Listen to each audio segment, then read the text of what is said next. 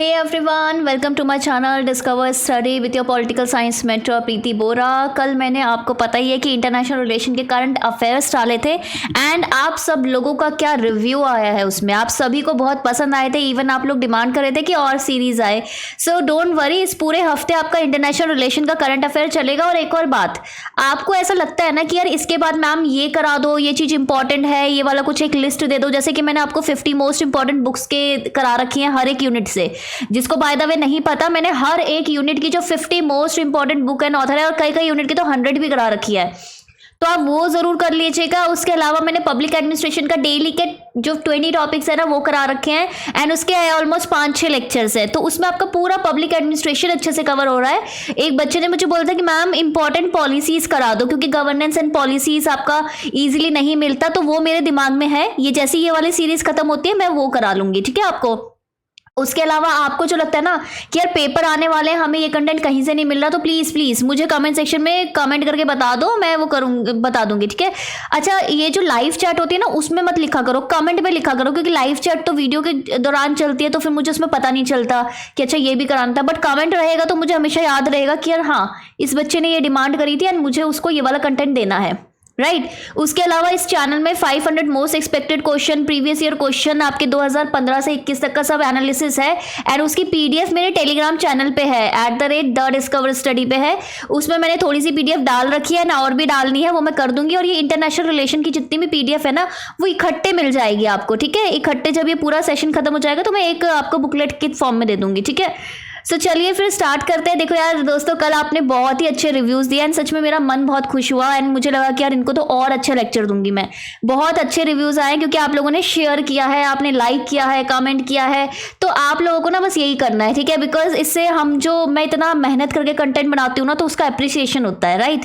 तो चलिए फिर स्टार्ट करते हैं। जो नए सब्सक्राइबर्स हैं अभी सब्सक्राइब कर लो, नोटिफिकेशन ऑन कर लो, सो दैट आपको पता चल जाए कि लेक्चर कब आएगा। देखो 7 से 8 बजे के बीच में मेरा एक लेक्चर आ जाता है, ठीक है। टाइम फिक्स नहीं है, ठीक है, क्योंकि कभी कभार मुझे टाइम थोड़ा इधर उधर हो जाता है, बट आप 7 से 8 बजे के करीब मेरा चैनल देख सकते हो। कल हमने आसियान के बारे में बताया था, CPEC बताया था मैंने आपको, चाइना ताइवान बता दिया था, उसके अलावा इंडिया मॉरिशस के बारे में बताया था और इंडिया साउथ कोरिया, ठीक है। ये 5 टॉपिक हुए थे। अब आज शुरू करते हैं इंडिया और जर्मनी के रिलेशन से, ठीक है। ये आज का हमारा पहला टॉपिक है। एक सेकेंड, ठीक है। इंडिया जर्मनी रिलेशंस के अगर मैं बारे में शुरू करूं तो आपको पता है, पहले मैं आपको मैप पे दिखा देती हूँ, ठीक है, क्योंकि इजी रहता है। ये रहा हमारा इंडिया, ठीक है, यहाँ पे आपको ये इंडिया दिख रहा है। एक सेकेंड, 1 मिनट रुको। यस, ये रहा आपका इंडिया, ठीक है, और ये रहा आपका जर्मनी, ठीक है। जर्मनी अगर मैं बोलूँगी ये पूरा पार्ट क्या है, दिस इज यूरोप, ठीक है, ये यूरोप है एंड दिस इज एशिया, ठीक है। तो यहाँ से आपको पता ही है कि यहाँ पे आपका ये स्विस कैनाल वगैरह वाला रूट है, यहाँ से फिर मेडिटेरियन सी को ऐसे करके इधर अटलांटिक ओशन ऐसे करके आप जर्मनी पहुँच सकते हो, ऐसे घूम के भी पहुँच सकते हो। बट ये जर्मनी आपका EU में आता है एंड आपको पता है EU की अगर मैं बात करूँ, यूरोप में जो हमारा सबसे ज़्यादा ट्रेड है वो जर्मनी के साथ ही है। और जर्मनी कौन सी कंट्री है, जर्मनी P5+1 वाली कंट्री है, ठीक है। P5 मतलब जो परमानेंट UNSC के 5 परमानेंट मेंबर्स है ना, USA, UK, France, USSR, China, sorry USSR बोल रही हूँ, रशिया और चाइना, ठीक है। 5 परमानेंट मेंबर है, +1 ये जर्मनी आता है। तो इंडिया और जर्मनी के रिलेशन के बारे में मैं बात करूँ तो जर्मन मिलिट्री वेसल है बायर्न, ठीक है। ये रिसेंटली आपको पता होगा मुंबई में लैंड हुआ है बायर्न, ठीक है। दूसरा अगर मैं जर्मनी की बात करूं तो इंडिया का लार्जेस्ट ट्रेडिंग पार्टनर है यूरोप में, यानी कि अगर मैं यूरोप में हम बोलें कि हमारा ट्रेड सबसे ज़्यादा कौन सी कंट्री के साथ होता है तो दैट इज आपका जर्मनी के साथ होता है। Germany is India 7th largest source of FDI। तो यार पहली बात, ये FDI क्या है, ठीक है, फॉरेन डायरेक्ट इन्वेस्टमेंट, यानी कि बाहर से जो हमारी डायरेक्ट इन्वेस्टमेंट आती है। डायरेक्ट इन्वेस्टमेंट ये होती है कि अगर कोई भी अगर कंपनी है उसमें 10% से ज़्यादा अगर इन्वेस्टमेंट आ रही है तो ऑब्वियसली उसको FDI मानते हैं। डायरेक्ट का मतलब क्या है कि वो आपके स्टॉक मार्केट में भी स्टॉक्स वगैरह ये सब भी खरीद सकते हैं, और साथ के साथ वो आपके जैसे कंस्ट्रक्शन वगैरह नहीं होता कि कंपनी कोई मशीन दे दी, कोई टेक्नोलॉजी दे दी, कुछ कंस्ट्रक्शन से रिलेटेड कुछ ऐसा, तो वो सब में आप इन्वेस्ट कर सकते हैं बाहर की कंट्रीज हमारे किसी कंपनी में, तो उसको फॉरेन डायरेक्ट इन्वेस्टमेंट कहते हैं, ठीक है। सो इंडिया का 7th लार्जेस्ट सोर्स क्या है आपका FDI का, जर्मनी। डिफेंस कोऑपरेशन एग्रीमेंट, हमारा रक्षा सहयोग समझौता इनके साथ कौन से साल में हुआ था? 2006 में हुआ था।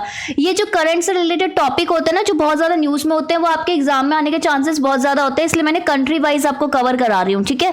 नेक्स्ट टॉपिक आता है हमारा चाबार। देखो चाबार डे, हाल ही में चाबार डे मनाया गया है। सो सबसे पहला बात आती है यार चाबार है क्या? तो चाबार एक पोर्ट है, तट है, बंदरगाह है।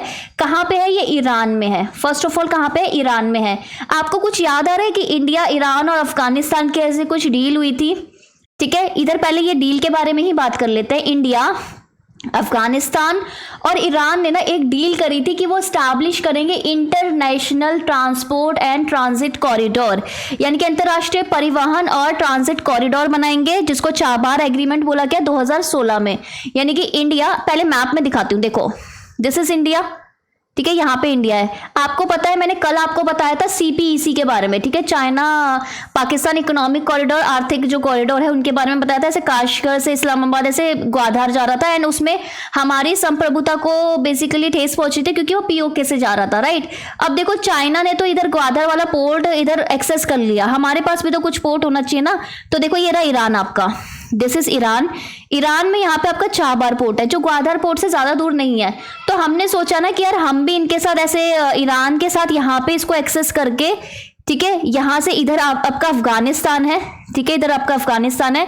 अफगानिस्तान में डेलारम जारंज रोड लेके ऐसे ऐसे करके हम सीधे सीधे इधर यूरोप और सेंट्रल एशिया ऐसे से जा सकते हैं, ठीक है। ये हमारा आइडिया था, राइट। इस तरीके से हमारी कनेक्शन हो जाएगी और एक तरीके से जो चाइना वाला आइडिया है उसका भी एक तरीके से एक ऑल्टरनेटिव हमारा निकल के आ जाएगा, राइट। तो चाबार पोर्ट कहाँ पे है? सिस्तान और बालूचिस्तान प्रोविंस, जो कि साउथ ईस्ट, अभी मैंने आपको बताया ना साउथ ईस्ट, यानी कि देखो साउथ का पार्ट और ईस्ट की साइड है, ठीक है, ईरान में है और गल्फ ऑफ ओमान में खुलता है। दैट मीन्स ये जो वाला एरिया है, दिस इज आपका कौन सा, ये वाला एरिया क्या है? Gulf of Oman. ओमान की बेसिकली खाड़ी बोलते हैं शायद से, ठीक है। सो और ये इकलौता डीप सी पोर्ट है, ठीक है, गहरा समुद्र बंदरगाह है ईरान का, जिसके साथ उसका डायरेक्ट ओशन के साथ कनेक्शन है, राइट। इसमें आपका एक रेल लिंक भी जाएगा चाबार पोर्ट से जाहेदान तक। जाहेदान बेसिकली अफगानिस्तान बॉर्डर पे है, एंड उसके बाद देलारम जारंज हाईवे में आपकी एक कनेक्शन हो जाएगा, यानी कि एशिया से हम फिर साउथ सेंट्रल एशिया में पहुंच सकते हैं। सेंट्रल एशिया बोले तो Kazakhstan, Kyrgyzstan, Turkmenistan, Tajikistan, Uzbekistan, वो वाले एरियाज, ठीक है, इधर पहुंच सकते हैं इजीली, ऐसे घूम के नहीं जाना पड़ेगा, राइट।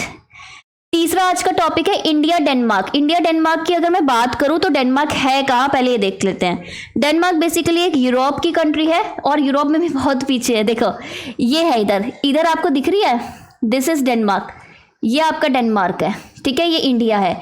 सो बेसिकली अगर इंडिया और डेनमार्क की बात करूं तो अभी हाल ही में हमारा बहुत बात हो रही थी किसको लेके, इन्वायरमेंट यानी कि पर्यावरण को लेके। और आपको पता ही है कि इंडिया पर्यावरण के मामले में बहुत ज़्यादा अब मतलब ऊपर उछल के आ रहा है। उसको ये है कि अब देखो, अच्छा एक क्वेश्चन है मेरा आपसे, अभी हाल ही में आपको पता है UNFCCC की एक मीटिंग हुई थी, उसमें इंडिया का टारगेट क्या है? इंडिया को रिन्यूएबल एनर्जी पूरे तरीके से कौन से ईयर तक करके करनी है, ठीक है, 2050, 2070 या 2080, ये ऑप्शन भी दे देती हूँ, ठीक है, या फिर इनमें से कोई भी नहीं, ठीक है। मुझे बताओ कब तक करनी है, कितनी रिन्यूएबल एनर्जी का हमने टारगेट लिया है, मुझे कमेंट सेक्शन में बताओ। लेट्स सी किसको आता है, ये बहुत इंपॉर्टेंट क्वेश्चन है, आ सकता है एग्जाम में, अभी बोल रही हूँ, ठीक है, फिर बाद में मत बोलना। हमारी एक ग्रीन स्ट्रेटेजिक पार्टनरशिप है 2020 की, इसमें हमारा फोकस है कि एम्बिशियस इंप्लीमेंटेशन करेंगे पेरिस एग्रीमेंट की, ठीक है। पेरिस एग्रीमेंट कब हुआ था? बेसिकली 21st मीटिंग थी, ठीक है, 21st मीटिंग थी UNFCCC की, याद रखना UNFCCC की 21st मीटिंग थी और 2015 में हुआ था पेरिस में, ये लागू हो चुका है पेरिस एग्रीमेंट। वैसे तो ऐसा था कि 2020 के बाद जब क्योटो प्रोटोकॉल एक्सपायर हो जाएगा तो उसके लिए था, लेकिन इसको उससे पहले ही रेटिफिकेशन मिल गया एंड ये लागू हो गया। अगर मैं ये बोलूँ कि इंडिया में सस्टेनेबल डेवलपमेंट गोल्स कैसे होंगे, किस प्रकार से होंगे, उस पर मॉनिटर कौन करता है, ठीक है, उस पर एक तरीके से निगरानी कौन रखता है, तो ये है हमारा नीति आयोग। और उसके अलावा मैं बोल लूँ आपको कि इस दौरान आपको पता ही होगा इंडिया और फ्रांस ने इंटरनेशनल सोलर अलायंस की घोषणा की थी एंड उसके हेडक्वार्टर्स इंडिया में ही हैं, ठीक है ना। नेक्स्ट हमने क्या बोला, स्मार्ट लेबोरेटरी बनाएंगे, ऐसी लेबोरेटरी बनाएंगे कि यार आपका ना क्लीन रिवर वाटर हो, मतलब जो नदी का पानी है वो साफ हो। कहाँ पे बनाएंगे? वाराणसी में बनाएंगे। ऐसा पूछा जा सकता है कि कहाँ पे इसकी बात हुई है, वाराणसी में बनाएंगे। ऐसा भी पूछा जा सकता है कि किस देश के साथ हमने सहयोग लिया है, तो यह है डेनमार्क। और सेंटर ऑफ एक्सीलेंस बनाएंगे स्मार्ट वाटर रिसोर्सेज मैनेजमेंट का, स्मार्ट जल संसाधन प्रबंधन का उत्कृष्ट केंद्र बनाएंगे ऑन ग्रीन शिपिंग, हरित नौवहन और डेयरी पे। ठीक है, इस सब में हमने डेनमार्क का सपोर्ट लिया। तो आपसे कभी भी कोई नया चीज खुल रही होती है ना, उसमें आपसे करंट अफेयर में इवन आपके पेपर 1 में और ये जो हमारा गवर्नेंस वाला यूनिट 10 है उसमें पूछा जाता है कि यार कौन से देश के साथ मिलके हमने ये काम किया है। ठीक है, नेक्स्ट आता है 4th टॉपिक एनपीटी। एनपीटी बहुत ही ज्यादा न्यूज में है। ठीक है, nuclear non proliferation treaty NPT ने हाल ही में आपको पता है 50 साल कंप्लीट किए थे 2020 में। एनपीटी का मैं आपको बता देती हूँ। देखो एनपीटी बेसिकली साइन हुई थी 1968 में और इसने ना इसी डेट को ये बोल दिया कि यार हाँ 1968 तक ना जितने भी जो देश है अगर उनको न्यूक्लियर यानी कि परमाणु ऊर्जा प्राप्त हो गया, वो परमाणु स्टेट बन गया तो ठीक है, उसके बाद कोई नया नहीं बन सकता। क्यों नहीं बन सकता? क्योंकि इसका ऑब्जेक्टिव है कि यार हमें ना प्रिवेंट करना है spread of nuclear weapons and weapon technology, यानी कि परमाणु हथियारों और हथियार प्रौद्योगिकी के प्रसार को रोकना है। To promote cooperation in the peaceful usage of nuclear energy, परमाणु ऊर्जा के शांतिपूर्ण उपयोग में सहयोग को बढ़ावा देना है। And to further the goal of achieving nuclear disarmament and general and complete disarmament, परमाणु निरस्त्रीकरण और सामान्य और पूर्ण निरस्त्रीकरण प्राप्त करने के लिए लक्ष्य को आगे बढ़ाना है। ठीक है ना, ये इन्होंने बोला। ये फोर्स में कब आई थी? 1970 में। हमने सिर्फ साइन नहीं किया, हमने बोला कि यार ऐसे तो आप बाकी कंट्रीज को रोक रहे हो वो करने के लिए, बाकियों को आपने एक एग्जैक्ट डेट बता दी। अब हमारा क्या है, चाइना तो 64 में ही उसने न्यूक्लियर टेस्ट कंडक्ट कर लिए थे, अब हमारा 62 में वॉर हुआ था, हमें तो सिक्योरिटी पर्पज से हमें सही नहीं लगा, राइट। सो बेसिकली इसमें आईएईए की फुल फॉर्म पूछी जा सकती है, याद रखना। इसका मतलब है इंटरनेशनल एटॉमिक एनर्जी एजेंसी, अंतर्राष्ट्रीय परमाणु ऊर्जा एजेंसी। ये वेरीफाई करती है कि यार कौन सी आपकी नॉन एनडब्ल्यूएस स्टेट्स हैं और कौन सी एनपीटी जो ट्रीटी है उससे कंप्लायंस करती है। हमें बेसिकली ये सारी चीजें इंपॉर्टेंट है, याद रखना। नेक्स्ट आज का जो लास्ट टॉपिक है 5th topic, that is I2U2। I2U2 बहुत ही ज़्यादा न्यूज़ में है। बेसिकली इसको हम नया क्वाड भी बोल रहे हैं। ठीक है, I2 क्या है? I मतलब इंडिया एंड इजराइल, I2। ठीक है, और U2 कौन है? UAE, United Arab Emirates and USA।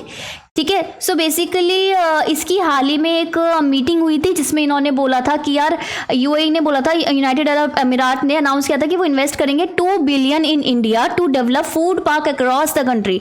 संयुक्त अरब अमीरात ने देश भर में फूड पार्क विकसित करने के लिए भारत में 2 बिलियन अमेरिकी डॉलर का निवेश करने की घोषणा की है।